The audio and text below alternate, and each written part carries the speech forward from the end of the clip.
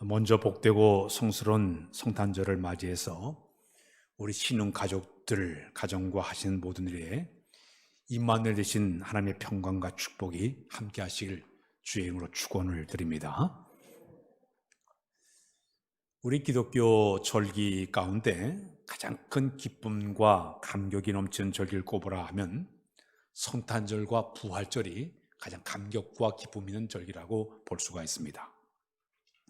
부활절은 우리 예수님께서 우리 인간을 죄와 사망의 권세에서 구원하시기 위해서 돌아가셨다가 삶 안에 무덤을 깨뜨리고 다시 부활하신 그날이기 때문에 승리의 감격과 기쁨 있는 이 절기가 바로 부활절의 절기의 모습입니다.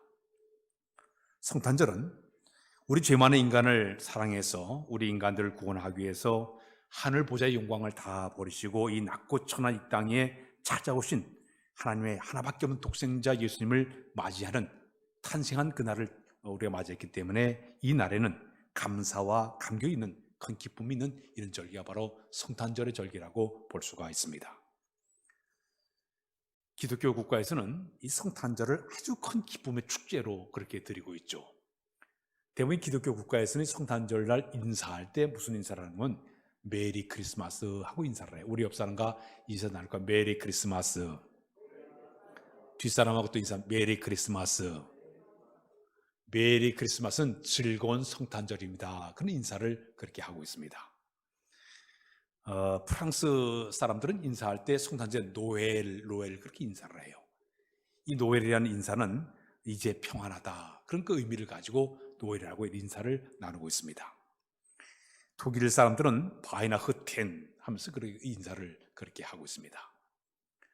자, 그런데 제가 어릴 때부터 신앙생활을 했기 때문에 성탄절이 되게 되면 아주 설렘이 있었어요. 그 설렘은 성탄절 준비 24일 날 전야절이 되게 되면 율동과 노래와 연극 이런 거 하다 보니까 아주 설레는 마음을 가지고 성탄절을 준비했던 것으로 기억을 하고 있습니다. 또 이 중고등부 시절에는 제가 학생회 회장을 하면서 성탄 카드를 만들었어요. 그래서 우리 학생들이 모여가지고 막 선 카드를 만들어서 교인들에게 그걸 팔아가지고 그 이득금을 가지고 아주 학생의 기금을 썼던 그런 기억이 있었던 것이 과거의 성탄절의 그런 모습이었습니다. 요즘이 성탄절 때 되게 되니까 사람들이 뭐 영상 카드, 이 카드를 보내기보다는 영상에 이런 메시지를 보내고 그 영상 그 그림을 보내가지고 서로 이렇게 성탄절의 기쁨을 나누는 것이 성탄절의 모습인데, 금년도는 이제 지금까지 우리가 성탄절을 보내면서 가장 우울한 성탄절이 금년도의 모습이에요. 오늘 아침에 이렇게 보니까 그래 눈이 좀 내려 화이트 크리스마스를 맞이했구나 그렇게 맞이했는데, 근데 문제는 예배를 제대로 드릴 수가 없어요. 예배에 20인 이상은 예배 드리지 말라. 그러다 보니까 이렇게 우리가 모여가지고 함께 예배 드리지 못하고 각 가정에서 이래 영상 예배로 현재 드리는 안타까운 일이 벌어지고 있습니다. 참 너무 조촐하고 참 우울한 이런 마음으로 우리 성탄절을 맞이하게 되는데, 성탄절은 이 구속사적인 의미를 볼 때 5가지 의미를 가지고 있습니다. 첫 번째, 이 성탄절은 이 땅의 평화의 왕으로 오신 예수님을 맞이하는 기쁜 날이 바로 성탄절의 의미입니다. 두 번째, 이 성탄절은 영원한 구원자로 오신 예수님을 맞이하기 때문에 이 날은 기쁜 날로 우리가 드리고 있습니다. 세 번째, 이 성탄절은 우리 인간들의 자유를 주시고 오신 그 해방자 되신 예수님을 맞이하기 때문에 이 날은 기쁜 날의 의미를 가지고 우리가 맞이하고 있습니다. 네 번째는 이 성탄절은 죄와 그다음에 실패와 좌절과 어두운 본 것을 다 몰아내버리고 이 땅에 빛으로 오신 예수님을 맞이한 날이기 때문에 이 날은 기쁜 날로 우리가 맞이하고 있습니다. 또 마지막에는 온 인류에게 복을 주시고 더 풍성한 삶을 살기 위해서 오신 그 예수님을, 복의 예수님을 맞이하기 때문에 이 날은 기쁜 날로 우리가 이 성탄절을 맞이하고 있습니다. 제가 성탄절 이유를 쭉 봤어요. 성탄절 이유를 보니까 기독교가 생겨난 지 한 300년 동안은 이 성탄절의 축제가 없었습니다. 왜냐하면 그 당시에 그 초대교회 성도들은 예수님의 십자가의 못 박이심과 부활과 승천에 대한 관심을 가지고 쭉 거기에 관심을 갖고 있었기 때문에 처음에 초창기 신앙 초대교회 성도들은 성탄절의 그 축제 기분이 없었습니다. 그러다가 시간이 흘러가면서 이 기독교 사상가들이 예수님께서 인간의 몸을 입으시고 이 땅에 오신 것에 대한 관심을 갖게끔 계속 말을 하다 보니까 성탄절에 대한 관심을 그들이 갖기를 시작했습니다.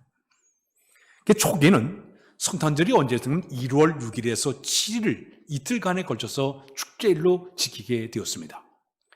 왜 1월 6일이 되었는가 하면 우리 예수님이 세례 받으신 날짜가 1월 6일 날이에요.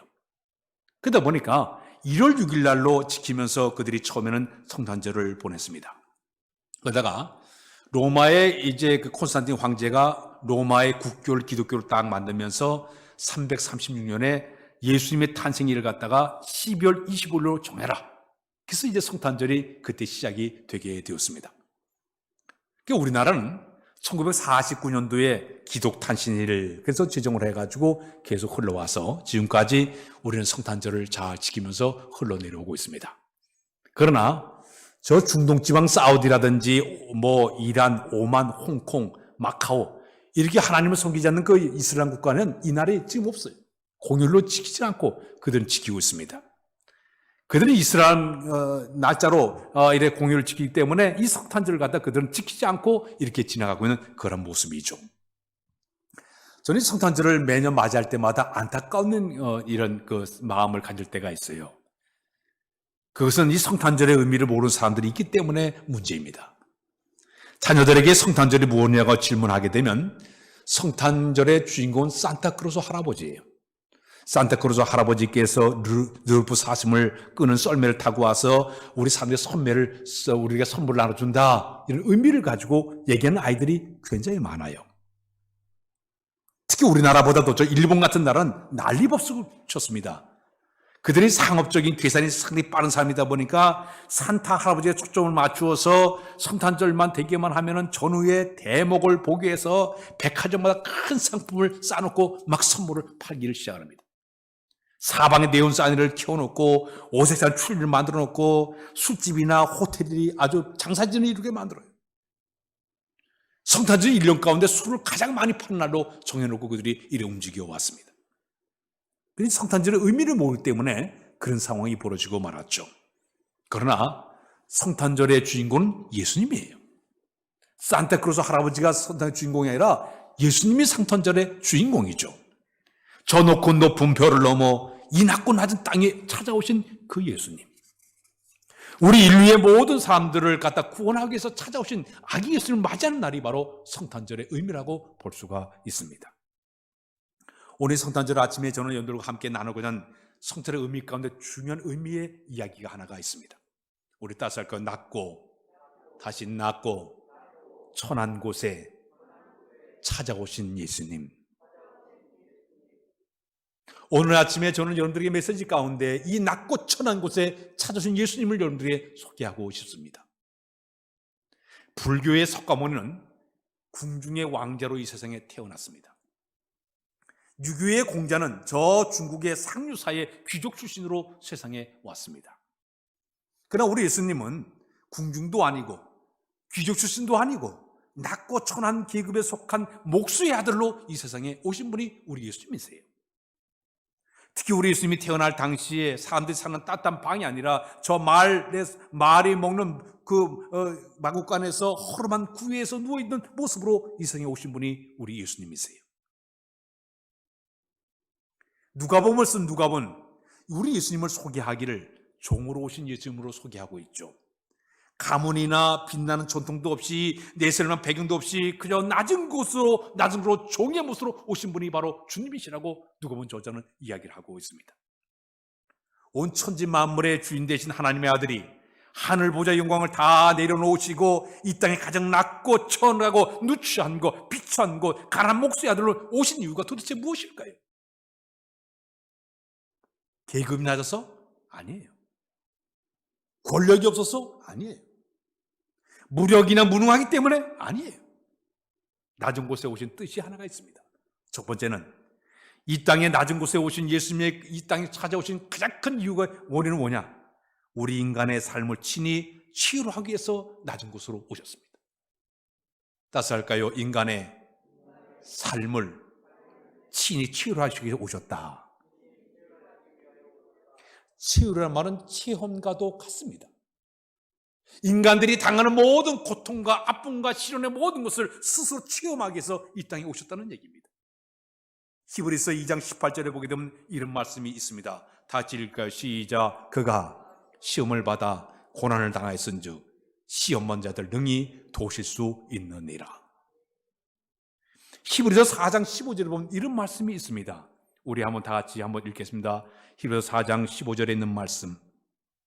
우리에게 있는 대제장은 우리의 연약함을 동정하지 못하실 리가 아니요 모든 일에 우리가 똑같이 시험을 받으신 이로되 죄를 없으시니라. 우리 예수님이 이 땅에 오셔서 죄로 말미암아 인간들이 당하는 고통, 시련, 아픔, 슬픔을 친히 체험하셨어요. 스스로 자기가 낮아져서 바다 인생을 사는 인간들의 모습을 다 체험하면서 그들과 함께 웃고 웃으면서 둘인 자, 배군 자들, 질병고도에 허덕이는 사람들의 모습을 다 보고 죽음의 고무에서 불안한 사람들의 모습을 친히 다 그분이 체험하셨어요. 33년 짧은 생애 동안에 우리 인간이 당하는 모든 고통을 그분이 다 체험하시고 치유하셨어요. 그리고 십자가에 돌아가셨다가 부활하신 다음에 하늘로 올라가신 다음에 지금 뭐 하고 계시십니까?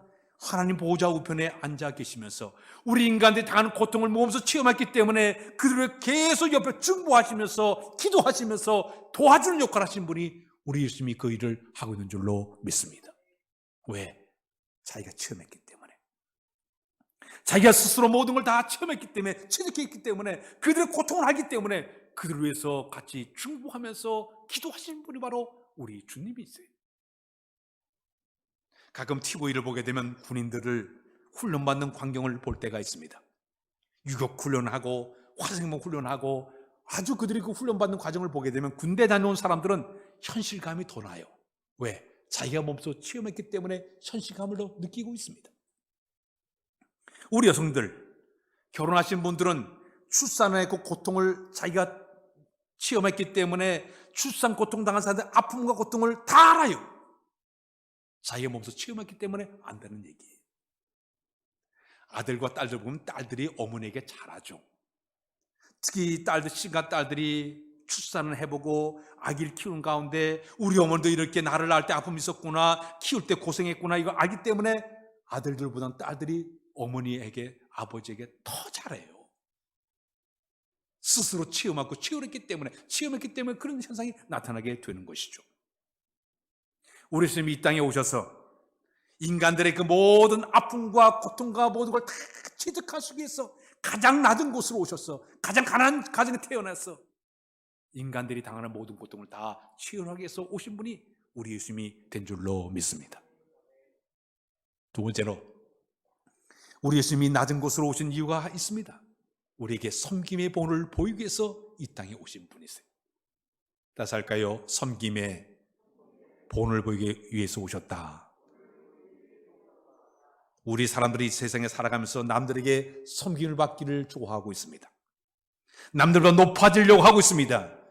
남들에게 대접받기를 좋아하는 것이 우리 사람들의 모습이에요.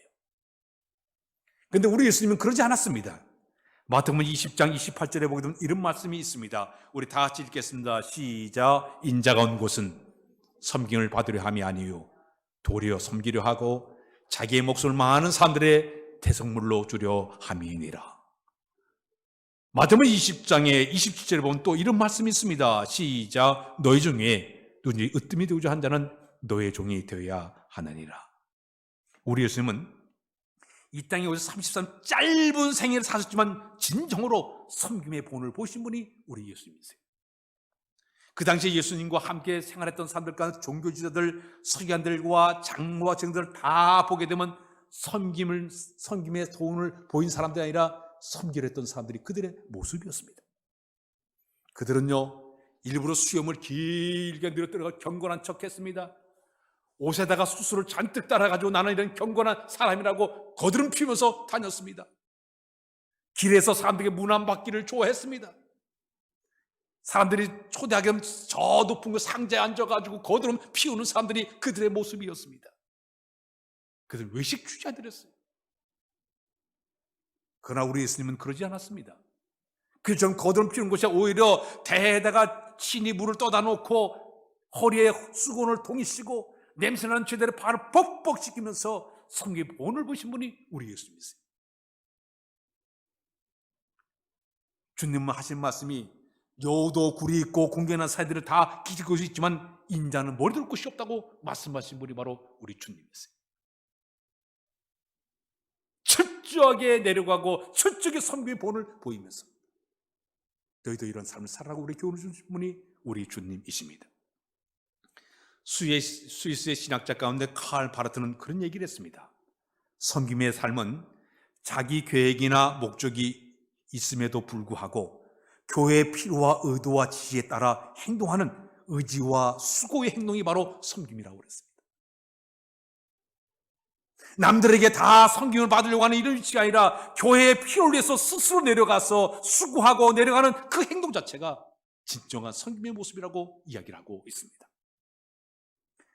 교만한 사람하고 겸손한 사람들의 서로가 특징이 달라요.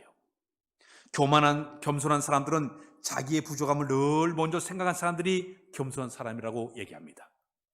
그러나 교만한 사람은 자기의 장점을 내세우면서 생각하는 사람이 바로 교만한 사람이라고 얘기하고 있습니다.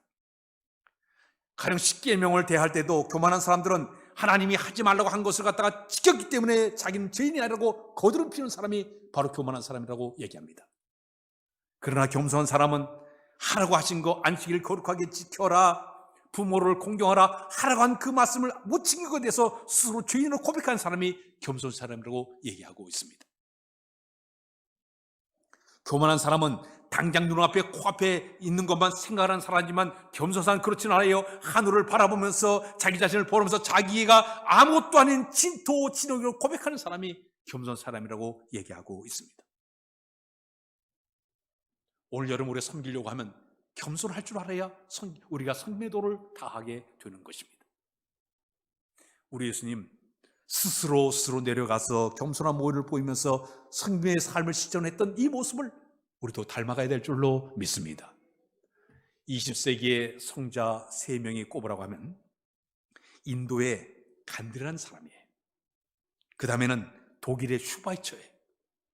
근데 우리와 가까운 나라에 한 분이 계십니다. 일본의 가가와 도요이코 하천풍원이에요. 제가 어렸을 때 저희 작은아버님 목회를 하시면서 책을 이제 읽으라고 그래가지고 사선을 넘어서라는 책을 읽었습니다. 이 가가와 도요이코 이야기가 거기 쭉 하천풍원의 이야기가 나와요.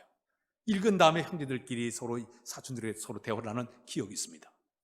이 가가와 도요이코라는 이 사람 하천풍원은 메이지에 있는 고베 신학을 나왔습니다. 그 미국의 프로테스탄트 신학을 공부를 하게 되었고 생물학을 전공했던 그러한 인물이었죠.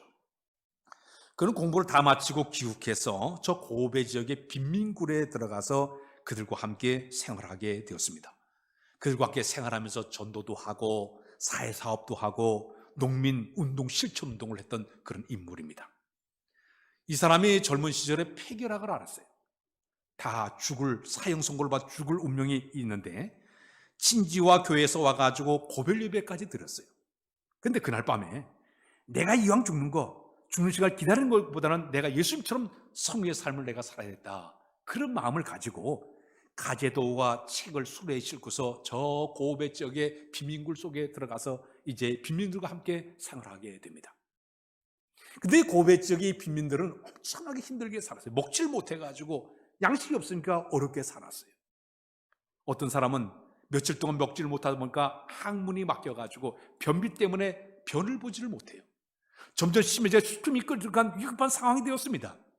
그때 이 가가와 도요이코는 그들 찾아가서 그 항문에 자기의 혀를 대가 창문에 침을 발라가지고 거기는 변을 이제 빼내가지고 간신히 변을 보게 만드는 그런 일을 하겠습니다. 이분의 신앙이 바로 학문신학이 거기서 나와요. 학문신학. 철저하게 섬김의 신학을 통해서 그는 10세까지 넘도록 진정한 빗자루 들고 자기가 청소하고 걸레들고 다니면서 섬김의 도를 실천했던 사람이 바로 그분의 모습이었습니다. 그렇게 많이 배웠음에도 불구하고 자기 스스로 내려가서 사람들에게 빗자루 들고 청소하고 걸레 들고 닦으면서 봉사하는 그 모습을 통해서 진정으로 하나님 앞에서 섬김의 도를 실천했던 그런 모습으로 그분이 살았던 것으로 이야기하고 있습니다. 우리가 봉사를 섬기는 말을 자주 쓰고 있습니다. 디아코니아. 이 디아코니아 말은 시중을 들고 섬기는 말이라고 이야기하고 있습니다. 우리가 섬기면 그냥 되는 것이 아니에요. 자기 스스로 포기를 하지 않고선 섬김의 도를 실천할 수가 없습니다. 우리 찬양 가운데 당신의 그 섬김이 전국에서 해같이 빛나리. 우리의 섬김의 모습이 저 천국의 해같이 빛나는 그날을 바라보고 우리가 철저하게 내려가서 섬김의 도를 실천할 수 있는 우리의 모습이 되어야 될 줄로 믿습니다. 마지막으로는 우리 예수님은 낮고 겸손한 자를 찾아오시는 주님을 발견할 수가 있습니다. 다시 한번 낮고 겸손한 자를 찾으신다. 2000년 전에 베들레헴 마곡간의 첫 번째 베들레헴에서 첫 번째 성탄절이 되었습니다. 첫 번째 우리 아기 예수님이 세상에 태어났을 때 가장 뜻있게 성탄절을 맞이한 사람이 있습니다. 그게 누군지 아십니까? 베들레헴의 들판에 양을 치던 목자들이었습니다. 만왕의 왕 구세주가 온다는 걸 믿고 그들은 날마다 하루하루 그 들판에서 양을 지키면서 하루하루 지나다가 천사들이 찾아와서 지금 성경 오늘 본문에 것처럼 찾아와서 예수님의 탄생 소식을 들려주지 않았습니까? 그 소식을 듣자마자 쫓아가서 우리 예수님을 찾아가서 아기 예수님을 맞이하고 성탄의 그 기쁜 소식을 나누지 않았습니까? 이 당시에 목자들은 사회적으로 볼 때 대접을 못 받던 아주 하위계층의 사람들이에요. 인정도 못 받았어요. 소외계층의 사람들이에요. 가정 낮고 천한 막장 인생을 살던 사람들이 목자들이었어요. 옛날에 우리나라는 막장 인생 그러면 저 탄광에 내려가서 일하는 사람을 막장 인생으로 얘기했는데 이 당시에 이스라엘 나라의 그 모든 형편을 볼 때 막장 인생을 사는 사람들이 바로 이 목자들이었어요. 가장 천하고 소외계층의 사람들이었습니다.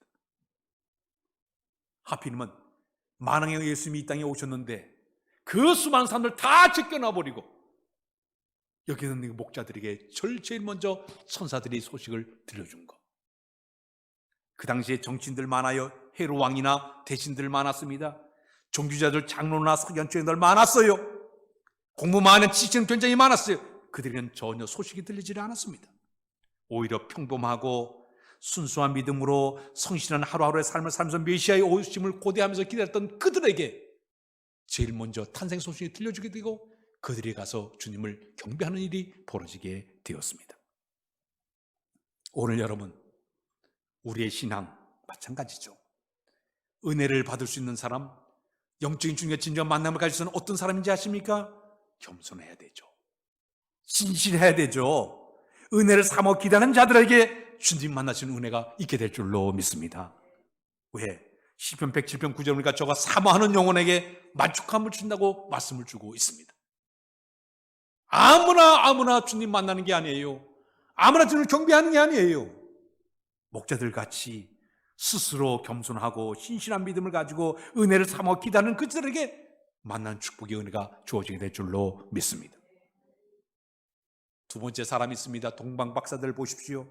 별을 관측하다 큰 별을 바라고 별을 따라가지고 산을 넘고 물 건너 사막길을 걸어가지고 1500km 되는 엄청난 거리를 그들이 걸어와서 그들이 주님을 맞이해서 황금과 유황과 몰력을 선물 드린 인물이에요. 이들은요, 신실한 사람, 경건한 사람, 그리고 말씀을 그대로 의지하면서 경건하게 삼았던 그들이기 때문에 그들이 성탄절 날 주님 만나면 축복의 사람이 되게 되었습니다. 반면에 성탄절에 가장 좋은 기회를 놓친 사람들이 3명 있습니다. 저는 성경을 볼 때마다 가장 안타까운 일이 바로 이들의 모습이에요. 첫 번째는 헤롯 왕이에요. 동방박사들이 찾아와 가지고 그 헤롯 왕에게 아기 예수님의 탄생의 소식을 얘기했습니다. 그 소식을 얘기하자 여기는 헤롯 왕이 딱 듣자마자 쫓아가서 그 아기 예수님을 맞이해서 환영하고 찾아가 경배한 것이 아니라 자기의 지위와 권력을 잃을까 봐 덜컥 겁이 나니까 사내 아이들을 갖다가 예수님 나 이렇게 해서 사내 아이들 싹 죽여버려서 피를 흘리게 만드는 끔찍한 일을 보면서 하니 바로 헤롯 왕이에요. 만일에 헤롯 왕이 동방박사나 이 목자들까지 순수한 마음이 있고 겸손한 마음, 욕심이 없으면 쫓아가서 예수님을 환영했다고 하면 성경상에 위대한 인물로 그가 쓰임받게 되었을 거예요. 그러나 그는 이 속에 더러운 욕심과 더러운 권력에 대한 이런 그 욕심이 그 속에 있다 보니까 피비린 나라는 사람을 죽이는 끔찍한 살인범이 된 사람이 바로 헤롯 왕이었습니다. 두 번째 안타까운 사람이 있습니다. 그 당시에 서기관들이에요. 동방박사들이 와서 헤롯 왕에게 얘기하게 되니까 헤롯 왕이 서기관들을 불러다가 도대체 성경에 무슨 일이 있는가 자문을 구했습니다. 서기관들이 왕의 명령을 따라가지고 성경을 쭉 보니까 미가서의 예언의 말씀이 딱 들어있기를 유대 땅 베들레헴 탄생한 그 성경을 딱 봤습니다. 그러면 서기관들이 깜짝 놀라 쫓아가지고 그 탄생한 예수님을 만나야죠. 성경은 얘기하면서 성경은 가르치면서 그는 가서 아기 예수님을 그들은 맞이하지를 않았습니다. 그들은 종교인이에요. 그리스도인이 아니에요. 머리만 살아있지 손과 발은 움직이지 않는 단순한 지식인 종교인에 불과한 사람이 되고 말았습니다. 오늘날 우리 신앙생활에 가장 유용한 일이 뭔지 아십니까? 종교인이 돼서는 아니 됩니다. 머리만 잔뜩 아는 성경 지식만은 지식인이 아니라 이 마음속에 있는 참된 그리스도인이 되어야 될 줄로 믿습니다. 안타까운 일이에요. 이 지식인, 이 서기관 말이에요.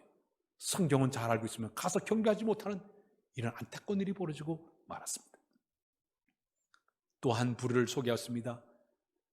우리 예수님이 마구간에서 태어날 때 그 여관 주인을 저는 생각할 때마다 안타까워요. 당시 베들레헴에 호적을 신고하러 왔던 마리아와 요셉이 딱 왔을 때 출산날이 다 임박해가지고 지금 이제 방을 구하고 있는데 그 사람들이 너무너무 많다 보니까 거할 곳이 없어. 마구간을 빌려주게 됩니다. 여관방도 아니라 따뜻한 방이나 마구간을 빌려주게 됩니다. 만일 여관 주인이 만왕의 왕이시오 주된 주님이 자기 집에 친히 방문했으면요 쫓아가서 제대로 맞이할 수 있는 좋은 기회예요. 자기 방을 내서라도 맞이해야 되는데 그는 그러지 못했습니다. 왜? 돈 버는데 급급해서 바쁘다고 먹고 좀 살겠다고 메뚜기도 한철이라고 돈 버는데 급급하다 보니까 그 만왕의 예수를 맞이하지 못하는 안타까운 일이 벌어지고 말았습니다. 좋은 기회 놓친 사람이에요. 우리 사람들은 누구나 다 욕심이 있어요. 이기심도 있어요. 교만해요. 다 바빠요. 다 피곤해요. 덥고 춥고 다 그렇습니다. 이것이 우리 신앙의 장애물이 된다고 하면 첫 번째 성전을 맞이하는 사람들 가운데 헤롯 왕이나 서기관이나 여관주가 비슷한 그런 모습이 될 수밖에 없을 것입니다. 그러나 첫 번째 성전을 맞이했던 목자들처럼 순수하고 신실하고 주님 오심을 고대했던 그 목자들처럼 또 경건한 동방박사들처럼 정말 그 1500km 엄청난 거리를 산 넘고 물 건너서 찾아왔던 그들의 그 열정적인 그 모습처럼 뜻깊은 성탄절을 맞이하기 위해서는 우리는 그런 마음을 가지고 주를 찾을 때 주님을 사모할 때 우리 그런 은혜가 주어지게 될 줄로 믿습니다. 우리 예수님이 태어나신 곳이 베들레헴이에요. 떡집이라는 뜻을 가지고 있습니다. 제가 성지순례 갔을 때 그곳을 가봤어요. 예루살렘에서 도시에서 오리 정도 떨어지는 조그만한 도시예요. 아주 작은 도시입니다.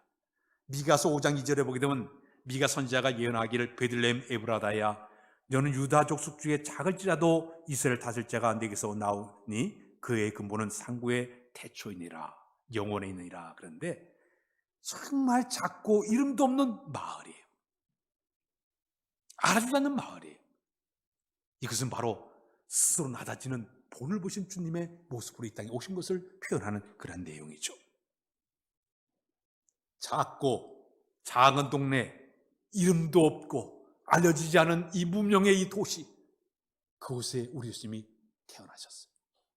아니 기왕 만행과 예수로 오게 되면 구주로 오셨으면 점점 큰 미국 땅덩어리, 러시아 땅덩어리, 쭉 큰 땅들이 많이 있고 얼마나 화려한 도시가 많은데도 그걸 다 지켜놓을 거 말이에요. 자그마한 이 베들레헴에 오셨던 그 주님, 이것도 하나의 겸손, 낮은 쪽에 찾아온 주님의 모습을 우리에게 이야기를 해주고 있습니다. 지금은요 베들레헴이 유명한 곳이 되었어요.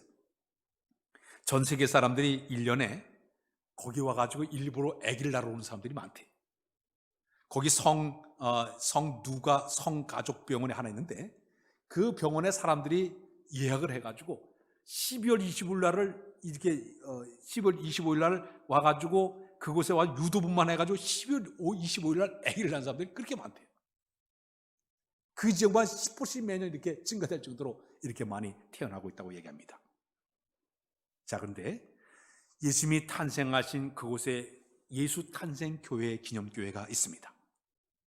4세기에 예배당을 만들어놨는데 그 예배당을 이렇게 들어가게 되면 예수님이 탄생한 그 자리, 거기에다가 모자이크를 해가지고 별을 갖다 이렇게 모자이크해놓은 장소가 있습니다. 그림에 나왔죠. 별로 이렇게 상징한 그런 모습이에요. 근데 그 예루살렘 베들레헴 예수님의 그 탄생 교회를 들어가려고 하면은 문이 하나가 있어요. 그 문은 조그마한 문이에요. 이 문은 서서 못 들어가요. 고개를 숙여야만이 들어갈 수 있는 조그마한 문을 거기다 만들어 놨습니다. 그 이유는 우리가 주님을 만날 때 이 겸손한 마음을 가지고 만나야지 뻣뻣하게 교만한 마음으로 주님을 만날 수 없는 상징적인 의미로 자그마한 문을 거기다 만들어 놓았습니다. 사랑하는 여러분, 이 성탄절은 겸손과 성의 본을 보이셨던 주님을 닮으라는 의미의 성탄절의 모습입니다. 미국에 헨리 나우엔이라는 박사님이 계셨습니다. 아주 이분은 세계적 유명한 교수님이세요. 이분은 어릴 때 태어날 때부터 공부를 너무 잘해가지고 신동이라는 별명을 얻었던 그런 분이었습니다.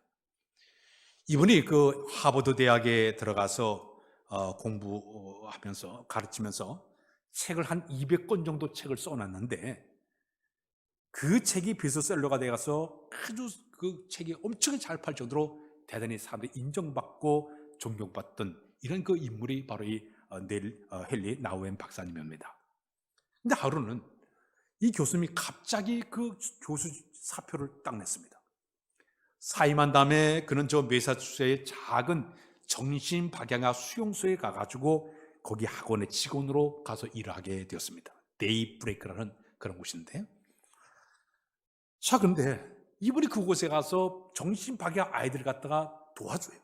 가면서 아이들이 밥 먹을 때 도와주고, 옷 입는 거 도와주고, 세수할 때 도와주고, 용면 볼 때 도와주면서 아주 그곳에 가서 일을 하게 되었어요. 많은 사람들이 깜짝 놀랐어요. 아니, 그 화려하게 그 높은 그 지위를 다 내려놓고 어떻게 저 박약을 가가지고 옷을 입히는 일을 할 수 있을까? 사람들이 다 의아하게 생각했습니다. 훗날 그가 책을 써놨습니다. 예수 이름으로 하는 책을 그분이 써냈습니다. 그 내용 가운데 그의 답이 들어있었습니다. 예수를 진정으로 알려고 하면 내리막길을 체험해 봐야 된다. 꼭대기를 향해서 계속 오르막길을 올라가다 보면 예수를 볼 수가 없다.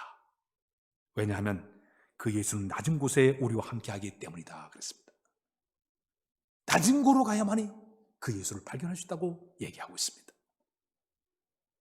오늘 이 성탄절에 저놈들의 마음속에 이 낮아지는 마음, 겸손의 마음을 통해서 주님이 우리 안에 거하시고 내 안에 아기 예수님을 맞이함을 통해서 내가 확신의 믿음을 가지고 세상 속에 들어가서 그것을 선포할 수 있는 여러분의 모습이 다 되시길 주님의 이름으로 부탁드립니다.